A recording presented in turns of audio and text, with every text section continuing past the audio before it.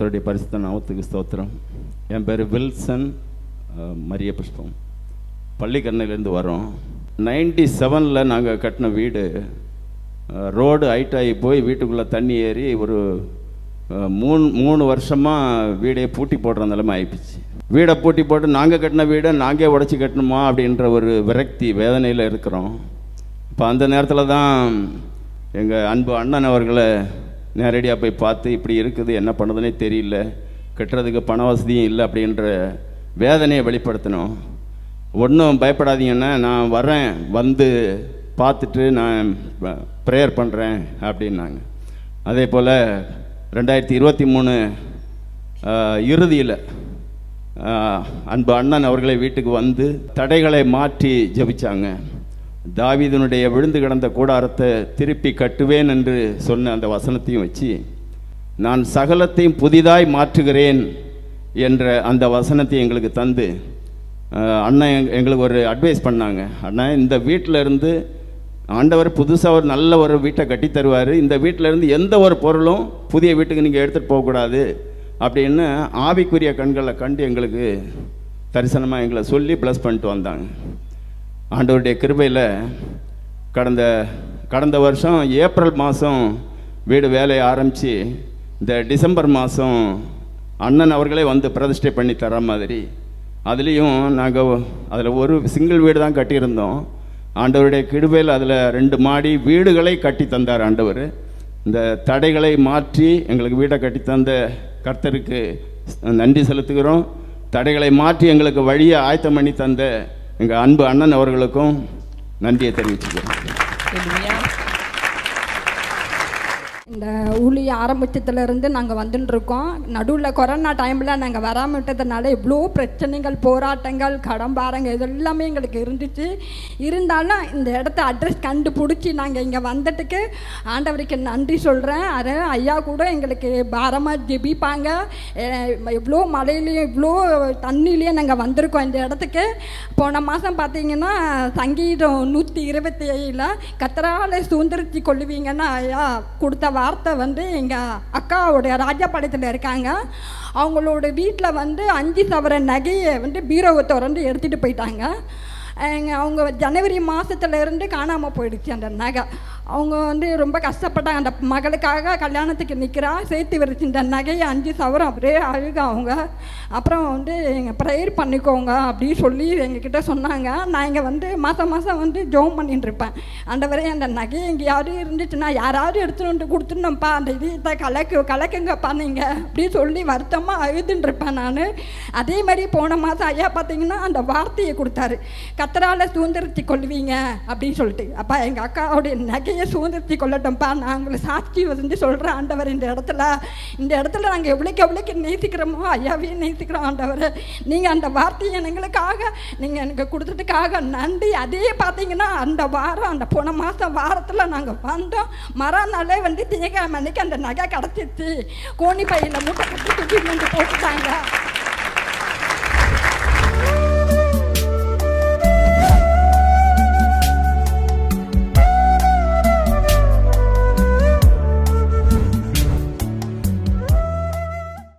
கிறிஸ்துவுக்குள் மிகவும் பிரியமான எனதருமை சகோதர சகோதரிகளே, நம்மை சிருஷ்டித்தவரும் நம்மை உண்டாக்கினவரும் நம்மை ஒருபோதும் மறந்து போகாதவருமாகிய இயேசு கிறிஸ்துவின் முனையற்ற நாமத்தினாலே உங்கள் எல்லாரையும் வாழ்த்தி ஆசீர்வதிக்கிறேன். அல்லேலூயா. எல்லாரும் சந்தோஷமா இருக்கீங்களா? இந்த நாளிலும் ஆண்டவருடைய பாதப்படியிலே அமர்ந்து, ஆண்டவரே என் பிள்ளைகளுக்கு என்ன மங்கள வார்த்தை சொல்ல போகிறேன், என்ன வார்த்தை சொல்லி என் பிள்ளைகளை ஆசீர்வதிப்பது பரலோகத்தினுடைய திட்டமாக இருக்கிறது. ஜெபத்திலே தரித்திருந்த பொழுது கர்த்தர் கொடுத்த மங்கள வார்த்தை எரேமியா தீர்க்கதரிசியின் புஸ்தகம் 30ஆம் அதிகாரம் 18, 19 ஆகிய வசனங்கள் வாசிக்கலாமா? கர்த்தர் சொல்லுகிறது என்னவென்றால், இதோ நான் யாக்கோபுடைய கூடாரங்களின் சிறையிருப்பை திருப்பி அவன் வாசஸ்தலங்களுக்கு இரக்கம் செய்வேன். நகரம் தன் மண் மேட்டின் மேல் கட்டப்பட்டு அரண்மனை முன்போல நிலைப்படும். அவைகளில் இருந்து ஸ்தோத்திரமும் ஆடல் பாடலின் சத்தமும் புறப்படும். அவர்களை வர்த்திக்க பண்ணுவேன். அவர்கள் குறுகி போவதில்லை. அவர்களை மகிமைப்படுத்துவேன். அவர்கள் சிறுமைப்படுவதில்லை. அவைகளிலிருந்து ஸ்தோத்திரமும் ஆடல் பாடலின் சத்தமும் புறப்படும். அவர்களை வர்த்திக்க பண்ணுவேன். அவர்களை வர்த்திக்க பண்ணுவேன். கடந்த காலங்களை நீங்கள் திரும்பி பார்த்தால், நாளுக்கு நாள் முன்னேறுவதற்கு பதிலாக நாளுக்கு நாள் உங்கள் நிலைமை பின்தங்கி போன நிலைமையிலே இருக்கலாம். நாளுக்கு நாள் வருமானம் குறைஞ்சிட்ருக்கு, கடன் ஏறிக்கொண்டிருக்கிறது. நாளுக்கு நாள் ஆரோக்கியம் குறைந்து கொண்டிருக்கிறது, வியாதி பெருகி கொண்டிருக்கிறது. நாளுக்கு நாள் மனசில் கவலைகள் பெருகி கொண்டிருக்கிறது. சந்தோஷமெல்லாம் பறி போய்கொண்டிருக்கிற சூழ்நிலை.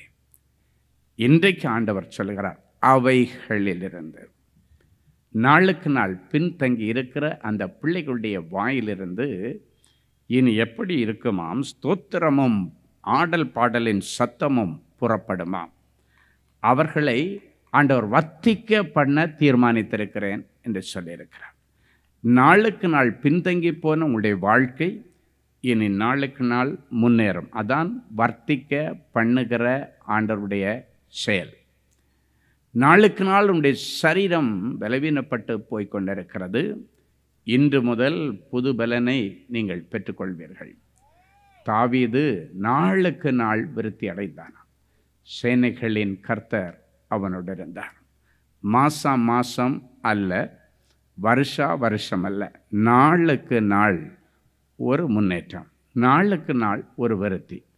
இன்றைக்கு அந்த வார்த்தையை ஆண்டவர் உங்களுக்கு சொல்லுகிறார். இன்னையை விட நாளைக்கு கொஞ்சம் பெட்டர் அப்படின்னு இருக்கும். நாளையை விட நாளை மறுநாள் இன்னும் ஒரு உயர்வு, அடுத்த நாள் இன்னும் ஒரு உயர்வு. அப்படியாய் கர்த்தர் உங்களை நாளுக்கு நாள் இனி பின்தங்கி போகாமல், இனி நீங்கள் குறுகி போகாமல், நீங்கள் பெருகும்படி உங்கள் பெயரை ஆண்டவர் மகிமைப்படுத்துவாராம். இனி நீங்கள் சிறுமைப்படுவதில்லை என்று சொல்லுகிறார். அதுக்காக ஆண்டவர் முதல்ல என்ன முயற்சி எடுக்கிறார்? நீங்கள் சிக்கி இருக்கிற சிறையிருப்புகளில் இருந்து முதல்ல உங்களை மீட்டெடுக்கிறார். அதான் இந்த வசனத்தின் தொடக்கம் சொல்லுகிறது. யாக்கோபுடைய கூடாரங்களின் சிறையிருப்பை நான் திருப்பி அவன் வாசஸ்தலங்களுக்கு இரக்கம் பண்ணலான்னு முடிவு பண்ணிட்டேன் அப்படின்னு ஆண்டவர் சொல்கிறார். நிறைய சிறையிருப்புகளிலே இன்றைக்கு குடும்பங்கள் சிக்கி வெளியே வர முடியாதபடிக்கு தடுமாறி கொண்டிருக்கிறீர்கள்.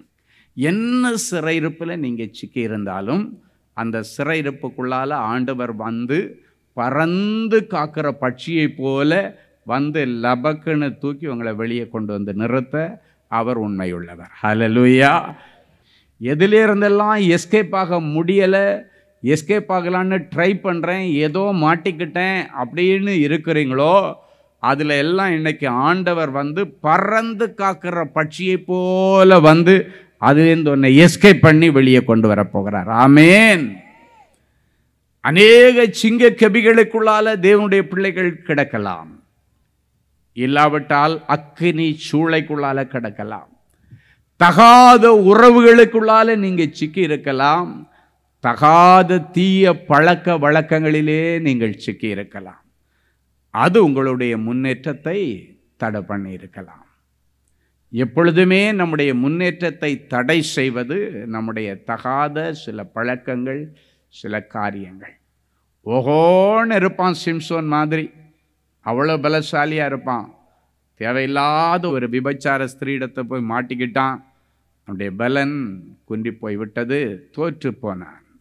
ஜெயித்து கொண்டே இருந்தவன், அவனுக்கு தோல்வி என்பதே அவனுடைய வாழ்க்கையில் அவன் பார்க்கவில்லை. ஆண்டவர் அவனை அப்படியாய்த்தான் படைத்திருந்தார். அவன் ஒரு விசேஷித்த படைப்பு. நீங்கள் ஆண்டவருக்கு முன்பாக ஒரு விசேஷித்த படைப்பு. நீங்கள் நினைக்கலாம், அவங்களுக்கு இருக்கிற தாளந்து எனக்கு இல்லையே, இப்படியெல்லாம் நீங்கள் புலம்பிட்டு இருந்தீங்கன்னா வாழ்க்கையில் முன்னேற முடியாது. உனக்கு என்ன வச்சிருக்கிற, ஆண்டவர் உனக்கு என்ன வச்சிருக்கிறார். வாழ்க்கை அனுபவத்தில் நான் பார்த்திருக்கிறேன். எது நமக்கு வீக்னஸ் அப்படின்னு நினைக்கிறீங்களோ அதுவே ஆண்டவருடைய பலனா இருப்பதற்கு கூட வாய்ப்பு இருக்கிறது. ஹல்லேலூயா. இதை வச்சு நான் எங்க பிழைக்க முடியும்னு நீ நினைப்ப, இதை வச்சு நான் எப்படி முன்னேறுவேன்னு நீ நினைக்கலாம். அன்பு தேவனுடைய பிள்ளைகளை, இன்னைக்கு ஆண்டவர் சொல்றாரு, நீ குறுகி போகிறதற்கு எந்த காரணம் என்று சொல்லி நீ யோசித்துக் கொண்டிருக்கிறாயோ, சில நேரங்களிலே அதுல கூட ஆண்டவருடைய தேடுதலை நீ பார்க்க முடியும், ஆண்டவருடைய வல்லமையை நீ உணர முடியும். நான் அவங்கள மாதிரி பண்ணி பார்க்கிறேன், இவங்கள மாதிரி பண்ணி பார்க்கிறேன், அவரை மாதிரி பண்ணி பார்க்கிறேன். நீ பண்ணி பார்த்தீன்னா உன்னால வாழ முடியாது, உன்னால சக்சஸ் ஆக முடியாது. நீ நாளுக்கு நாள் குறுகி போக வேண்டியது வருமே தவிர ஒரு நாளும் நீ வர்த்திக்கவோ முன்னேறவோ முடியவே முடியாது. நீயாக இரு. உனக்கு நான் என்ன கிருபையை கொடுத்திருக்கிறேன், உனக்கு என்ன வரத்தை கொடுத்திருக்கிறேன், அதை நீ செய்யணும். அவங்க கிருபையில ஓடினாதான் அவங்களை கர்த்தர் வர்த்திக்க பண்ண முடியும். இல்லாவிட்டால் அவர்கள் குறுகி போவார்கள், அவர்கள் மகிமைப்பட முடியாது, அவர்கள் வெட்கப்பட்டு போவார்கள். என் அன்பு தேவனுடைய பிள்ளைகளை, இன்னைக்கு ஆண்டவர் சொல்லுகிறார், நீங்கள் நாளுக்கு நாள் வர்த்திக்க வேண்டுமானால் உங்களுக்குள்ள ஆண்டவர் ஏதோ ஒன்றை புதைத்து வைத்திருக்கிறார். அதை இன்றைக்கு தோண்டி எடுங்கள், அதை எடுத்து நீங்க பயன்படுத்துங்க. வேதம் சொல்லுகிறது, ஒருவன் அத்திமரத்தை நட்டு பார்த்தானாம் பலன் கொடுக்கலையா, மாதுளஞ்செடியை நட்டு பார்த்தானாம் பலன் கொடுக்கலையா, திராட்சை தோட்டத்தை நட்டு பார்த்தானாம் பலன் கொடுக்கலையாம், ஒலிவ மரத்தை நட்டு பார்த்தா நாம் பலம் கொடுக்கலையாம்.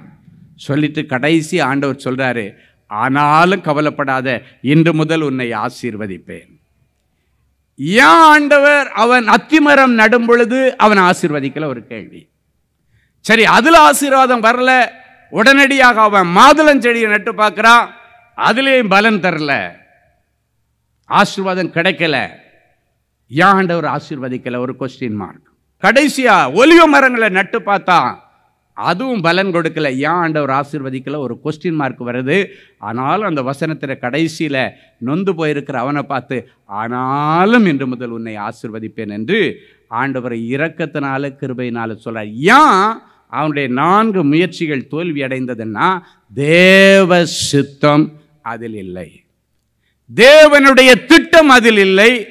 அதனால அவன் கையிட்டு செய்த காரியங்கள் அவனுக்கு வாய்க்கல. இன்னைக்கு ஆண்டவர் உங்களை வர்த்திக்க பண்றதுக்கு முதல்ல என்ன பண்ணணுமா? உன் சிறையிருப்பிலேருந்து நீ வெளியே வரணும். அந்த சிறையிருப்பில் ரொம்ப முக்கியமா அடுத்தவங்களை பார்த்து காப்பி பண்றது, அது ஒரு சிறையிருப்பு. அதை ஒரு நாள் நீங்க எடுக்காதீங்க, அது உனக்கு பலன் தராது. அதனால்தான் அந்த சிறையிருப்பை பத்தி நான் சொல்றேன். நிறைய பேர் அதை ஒரு சிறையிருப்பா எடுக்கவே மாட்டாங்க. அதுல என்ன இருக்குங்க? எடுத்துக்கிறதுல என்ன இருக்குங்க? நல்லதை யார் வேணாலும் எடுத்துக்கலாம், நல்லதை எடுத்துக்கலாம். ஆனால் அதே போல் அவங்களுடைய நல்ல குணாதிசயங்களை நீங்கள் எடுங்க, அவங்களுடைய செய்கையை காப்பி அடிக்காதீங்க.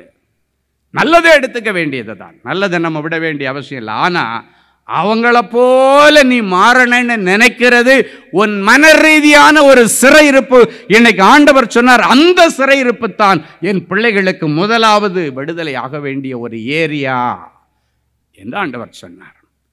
எனவே அந்த சிறையிருப்பிலிருந்து நீங்கள் வெளியே வருவதற்கு நீயா இருக்கணும். உனக்குன்னு ஆண்டவர் ஒரு தாளந்து, உனக்குன்னு ஏதோ ஒரு திறமை வச்சிருக்கிறார். சிலர் லட்சக்கணக்கில் கோடிக்கணக்கில் பணம் முதலீடு பண்ணி வியாபாரம் பண்ணுவார்கள். ஆனால் சிலருக்கு முதலீட்டுக்கு பணமே இருக்காது, ஆனால் அவங்களுடைய நாக்கு தான் அவங்களுக்கு மூலதனம். அதை வச்சு அவங்க வியாபாரம் பண்ணி கோடி கோடியாக சம்பாதிப்பாங்க. கோடி கணக்கில் பொருட்களை வாங்கி ஷோரூமில் வச்சு அடுக்கிட்டு விற்று அதில் காஸ்ட் அடைச்சி மீதி வாடகை கட்டி அதை கட்டி இதை கட்டி கொஞ்சம் சம்பாதிக்கிறவனா இருக்கிறான். அந்த கொஞ்சம் கொஞ்சமாக சம்பாதிச்சு பெரிய ஆள் ஆகிறவனா இருக்கிறான். உட்கார்ந்த இடத்துல ஒரு வார்த்தை, ஒரு டீலை பேசி அப்படி ஒரு ஃபோன் காலில் கோடிக்கணக்கில் சம்பாதிக்கிறவனா இருக்கிறான். எத்தனை பேர் ஆமேன்னு சொல்ல முடியும்? இது இவனுக்கு கொடுத்த கிருபை, அது அவனுக்கு கொடுத்த கிருபை. எனவே இன்றைக்கு முதலாவது உங்களுடைய சிறையிருப்பு எதுன்னா, அடுத்தவங்களை பார்த்து காப்பி பண்ணி வாழ்கிறத நிமித்தம் உங்க வாழ்க்கையில நஷ்டங்கள். அதனால நாளுக்கு நாள் குறுகி கொண்டு போகிறீர்கள். இனி வர்த்திக்கணும்னா இன்னைக்கு ஆண்டவரிடத்தில் வந்து, ஆண்டவரே உங்க தேவ சித்தம் செய்ய என்னை அர்ப்பணிக்கிறேன்னு சொல்லுங்க. ஆண்டவர் தேவ சித்தத்தை உங்கள் வாழ்க்கையிலே நிறைவேற்றுவார். தேவனுடைய திட்டங்கள் உங்க வாழ்க்கையில நிறைவேறும் பொழுது அதை யாராலையும் அடைக்க முடியாது. ஒருவனாலும் அதை தடை பண்ணவும் முடியாது, அதை மூடி போட்டு மூடவும் முடியாது. எனவே தேவனுடைய திட்டங்கள் நிறைவேறும் பொழுது என்ன ஆகுன்னா, நாளுக்கு நாள் நீங்க முன்னேறுவீங்க. உங்க வாழ்க்கை அரண்மனை போல மேட்டின் மீது மறுபடியும் நிலைப்படுமா? சிலர் வாழ்ந்து கெட்டவங்க அப்படின்னு சொல்றதை நீங்க பார்த்துருக்கிறீங்க. அவன் ஒரு காலத்தில் ஓன்னு வாழ்ந்தவன் இன்னைக்கு கெட்டு போனான் அப்படின்னு சொல்லுவாங்க.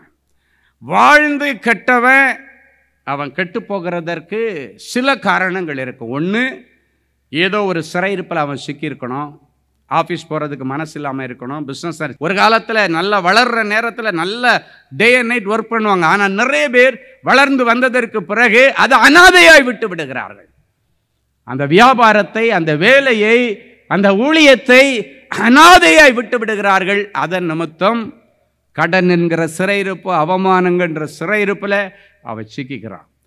இப்படி நீங்கள் சிக்கினீங்கன்னா, நீங்கள் உணர்வடைஞ்சால் மட்டும்தான் அந்த சிறையிருப்பிலிருந்து வெளியே வந்து அதன் பிறகு ஆண்டவர் உங்களை வர்த்திக்க பண்ண முடியும்.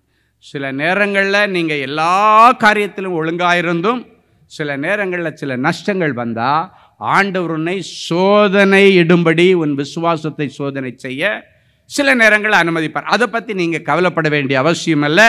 அது டெம்பரரி கஷ்டமாக இருக்குமே தவிர நிரந்தரமான வேதனையாக இருக்காது.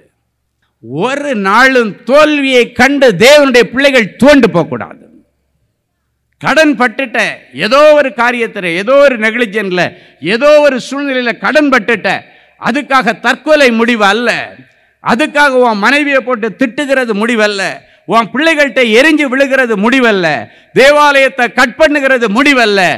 இந்த தோல்வியில மறுபடி எப்படி ஜெயிப்பது?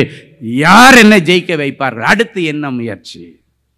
அதுதான் அந்த வசனம். யாக்கோபுடைய சிறையிருப்புகளை நான் திருப்பி அவன் குடும்பத்திற்கு நான் இரக்கம் செய்வேன், நகரம் மேட்டின் மீது முன்போல நிலைப்படும். அப்ப அந்த சிறையிருப்பில் இருந்து திருப்புகிறது யார்? ஆண்டவர் தான் திருப்ப முடியும். அப்ப நம்ம யாரை தேடி பிடிக்கணும்? ஆண்டவரை பிடிக்கணும். ஹல்லேலூயா. ஆண்டவரே, ஞானம் இல்லாம நான் என்னென்னமோ பண்ணி இன்னைக்கு மாட்டிக்கிட்டேன், என்னை மன்னிங்க ஆண்டவரே, எனக்கு கூட நீங்க இருந்து சொல்லி கொடுங்க ஆண்டவரே. யார் யாரோ சொல்லி கொடுத்தான்னு கேட்டு பண்ணினேன், எனக்கு நீங்க தான் கூட இருந்த ஆலோசனை கர்த்தரா இருக்கணும். நீங்க சொல்லி பாருங்க, நீங்க இழந்து போன எல்லாத்தையும் ஆண்டவர் தருவார். ஹல்லேலூயா. மறுபடியும் ஆண்டவர் சொல்லுகிறார், இந்த தோல்வி ஒரு மனுஷனை ஒரு டிப்ரெஷன் நேராக கொண்டு போயிடக்கூடாது. இன்னும் ஒரு வெறித்தனமான விசுவாசம் ஆண்டவர் மேலே இருக்கணும். அதுக்கு தான் அந்த தோல்வி சில நேரங்களிலே ஆண்டவரால் கூட அனுமதிக்கப்படுகிறது. இன்னும் ஆண்டவருடைய காலை பிடிச்சிருந்தா நீங்கள் பிடிச்சிங்கன்னா நீங்கள் விட்டதை பிடிப்பீங்க. என்னுடைய ஊழியத்தில் அற்புதங்கள் நடக்கிறது எல்லாம் பார்த்துருக்கிறேன். ரொம்ப டென்ஷனாக வருவாங்க. நான் வேற ஒன்றும் சொல்ல மாட்டேன், அவங்க ஃபெய்த்தை டெவலப் பண்ணுற 2 மங்கள வார்த்தையை சொல்லுவேன். ஃபெய்த்தை டெவலப் பண்ணுற மங்கள வார்த்தை. அந்த ஃபெய்த்து போய் அவங்களுக்கு அற்புதத்தை செய்யும். இந்த வார்த்தை உனக்காக ஆண்டவர் கொடுக்கிறார். ஜெபம் பண்ணி சொல்ல, உனக்கு இந்த வார்த்தை தான் ஆண்டவர் கொடுக்கிறார்.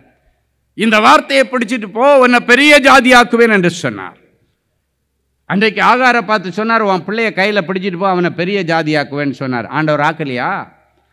அவளுடைய விசுவாசம் தளர்ந்து போயிருந்தது. ஆண்டவர் விசுவாசத்தை ஊட்டினார். பிள்ளைய கையில் பிடிச்சிட்டு போ போ போ போ கிளம்பு, வனாந்தரத்தில் நிற்காத, அவனை பெரிய ஜாதியாக்குவேன், அவனிடத்திலிருந்து பிரபுக்கள் தோன்றுவார்கள், எல்லாம் சொல்லிட்டார். அந்த வார்த்தையை நம்பி போனாள். இன்றைக்கும் நீங்கள் அரபு தேசத்தை பார்த்தீங்கன்னா மன்னர் ஆட்சி தான். அங்கே இன்னும் ஜனநாயக ஆட்சி வரல.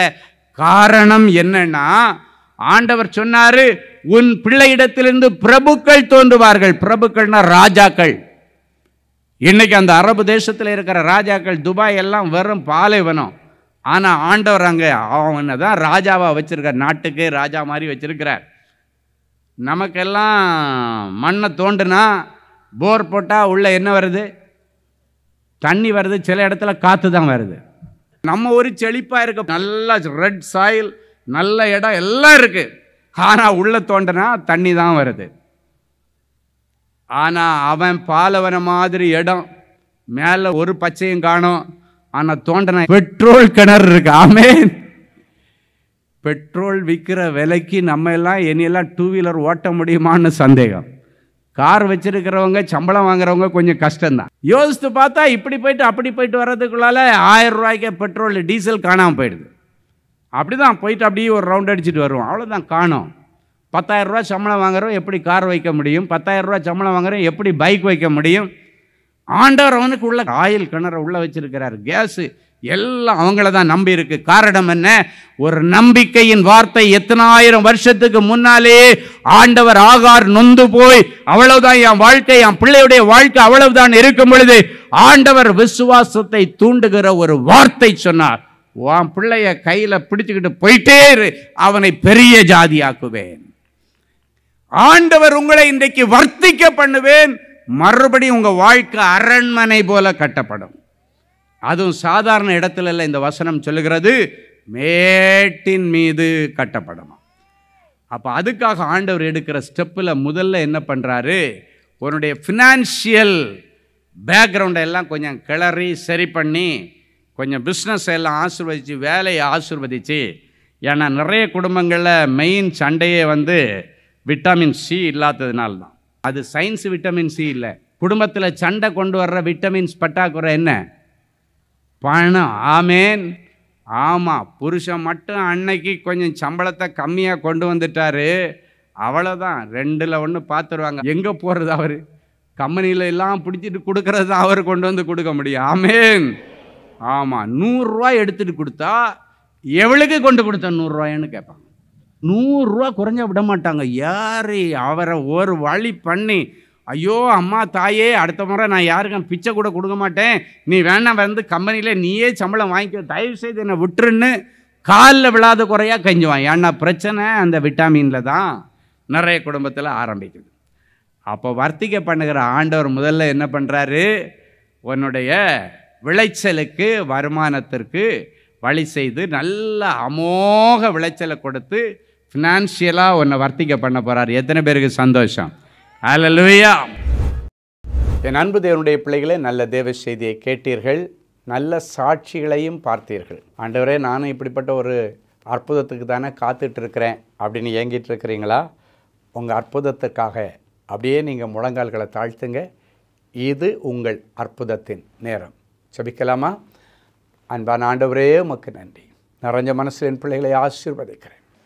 உம்முடைய மங்களகரமான வார்த்தைகளை கேட்டுக்கொண்டு டிவி பெட்டிக்கு முன்னால் முழந்தாள் படியிட்டு, ஆண்டவரே எனக்கு இறங்கும், ஆண்டவரே எனக்கு உதவி செய்யும் என்று கேட்கிற என் பிள்ளைகளுக்கு உடைய உதவிக்கரம் நீட்டப்படட்டும். இன்றைக்கு என் பிள்ளைகள் இந்த செய்தியில் என்னென்ன வார்த்தைகள் எல்லாம் கேட்டாங்களோ அந்த வார்த்தைகள் எல்லாம் இவர்கள் வாழ்க்கையிலே ஆம் என்றும் ஆமேன் என்றும் நிறைவேறட்டும். எல்லா தடைகளை உடைச்சி போடுங்க ஆண்டவரே. தடைகளை உடைக்கிற ஆண்டவரே, என் பிள்ளைகளுக்கு முன்னே செல்லுவீராக. உடைய வியாபாரத்தில் காணப்படுகிற தடைகள், வேலை ஸ்தலத்தில் காணப்படுகிற தடைகள், படிப்பில் காணப்படுகிற தடைகள், ஊழியத்தில் காணப்படுகிற தடைகள், அத்தனை தடைகளையும் உடைச்சி ஆண்டவர் அற்புதம் செய்யும். இவ்வளவு நேரமும் உம்முடைய வாயினாலே நீர் சொன்னீர், இந்த நிமிஷம் அதை கரத்தினாலே என் பிள்ளைகளுக்கு நிறைவேற்றுவீராக. இவர்கள் கேட்ட அத்தனை மங்கள வார்த்தைகளின் படியே என் பிள்ளைகளுக்கு ஆக கடவது நிறைவேறுவதாக நாங்கள் வாழ்த்தி மனதார நாங்கள் ஆசீர்வதிக்கிறோம். எனக்கு இறங்கும் தேவனேன்னு கதறுகிற பிள்ளைகளுக்கு நீர் இரக்கத்தில் ஐஸ்வர்யமுள்ள தேவன் அல்லவா? என் ஒரேளை என் பிள்ளைகளுடைய செய்கைகள் உம்முடைய சமூகத்திலிருந்து என் பிள்ளைகளுக்கு கோபாக்கிறேன் வியாதிகளை கொண்டு வந்திருந்தாலும், கோபாக்கிறேன் இழப்புகளை கொண்டு வந்திருந்தாலும், பிள்ளைகளை கிருபையாய் மன்னித்து என் பிள்ளைகளுக்கு மறுபடியும் வாழ்வதற்கு ஒரு வழியை தாரும். மறுபடியும் என் பிள்ளைகளை இழந்து போனவற்றை பெற்றுக்கொள்ளட்டும். ஆண்டவருடைய சரீரத்தில் இருக்கிற கொள்ளை நோய் இயேசுவின் நாமத்தினாலே மறைந்து போகட்டும். தெய்வீக தொடுதலை தாரும். டிவி பெட்டிக்கு முன்னால் முழந்தாள் படியிட்டு கிடக்கிற என் பிள்ளைகள் உடைய இருதயத்தின் அங்கலாய்ப்புகள் உமக்கு தெரியும் ஆண்டவர். சில காரியங்களை யாரிடத்தில் சொல்லி அழ முடியாமல் என் பிள்ளைங்க கதறிட்டு இருக்கிறாங்க.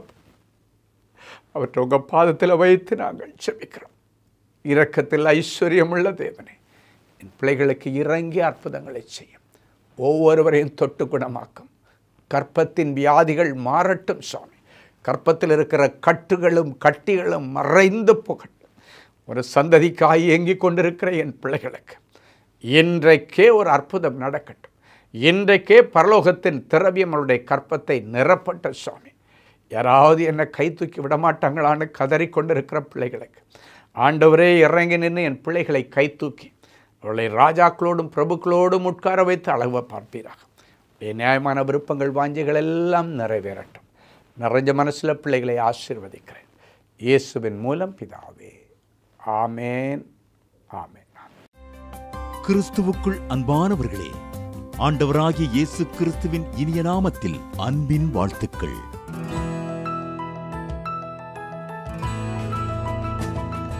எங்களுடைய மார்வெல் திருமண தகவல் மையத்தை ஆன்லைன் சேவை மூலம் உங்களுக்கு அறிமுகப்படுத்துவதில் நாங்கள் மிகுந்த மகிழ்ச்சி அடைகிறோம். எங்களது மார்வெல் திருமண மையம் கிறிஸ்தவ குடும்பத்தில் திருமணத்திற்கு ஆயத்தமாயிருப்பவர்கள் தங்களுக்கு ஏற்ற வாழ்க்கை துணையை தேர்ந்தெடுக்க சிறந்த திருமண சேவை மையமாக இருக்கிறது.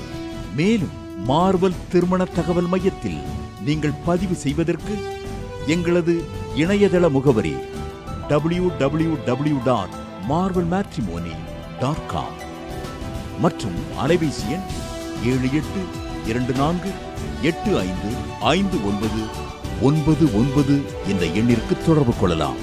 சென்னை, நாகர்கோவில் மற்றும் மும்பை நகரில் உள்ளவர்கள் பதிவு செய்ய விரும்பினால் கீழ்கண்ட விலாசங்களில் உள்ள எங்களது அலுவலகங்களோடு தொடர்பு கொள்ளலாம்.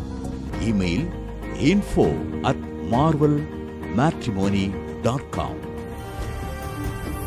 ஆண்டவர் தாமே உங்களை அளவில்லாமல் ஆசீர்வதிப்பாராக. ஜெனசிஸ் கிரியேஷன்ஸ் மீடியா அகாடமியில் 3 மாதங்களில் தொழிற்கல்வி சான்றிதழோடு video editing, videography, photography, drone piloting, studio recording, Photoshop, live streaming, live video mixing and live sound mixing ஆகிய தொழிற்கல்விகள் பயிற்றுவிக்கப்படுகிறது. புது தொழில் நுணுக்கங்களுடன் குறைவான கட்டணத்தில் நிறைவான தொழிற்கல்வி பெற்றுக்கொள்ள உங்கள் எதிர்கால கனவை நினைவாக்க எங்களது ஜெனசிஸ் கிரியேஷன்ஸை இன்றே தொடர்பு கொள்ளுங்கள். மேலும் விவரங்களுக்கு 7824850999 என்ற எண்ணை தொடர்பு கொள்ளுங்கள். அன்பு தேவனுடைய பிள்ளைகளே, இந்நிகழ்ச்சியின் மூலம் நீங்கள் பெற்றுக்கொண்ட ஆசீர்வாதங்களையும் உங்கள் ஜெப விண்ணப்பங்களையும் அனுப்ப வேண்டிய முகவரி தேவனின் அன்பு ஊழியங்கள், எண் 340B பார் 1A 3B1 Vinayak avenue, OMR road, Okkiyam, Thoraipakkam, Chennai 600097. இது இந்தியன் ஆயில் பெட்ரோல் பங்க் எதிரில் அமைந்துள்ளது மற்றும் காக்னிசன்ட் டெக்னாலஜி சொல்யூஷன்ஸ் அருகிலும் அமைந்துள்ளது. மின்னஞ்சல் prayer@godsloveministries.co.in. எங்களது இணையதளம் www.godsloveministries.co.in. மேலும் 24 மணி நேர ஜெப உதவிக்கு 04454479999 மற்றும் 9941950999 என்ற எண்களுக்கு தொடர்பு கொள்ளுங்கள். கர்த்தர் தாமே உங்களை ஆசீர்வதிப்பாராக.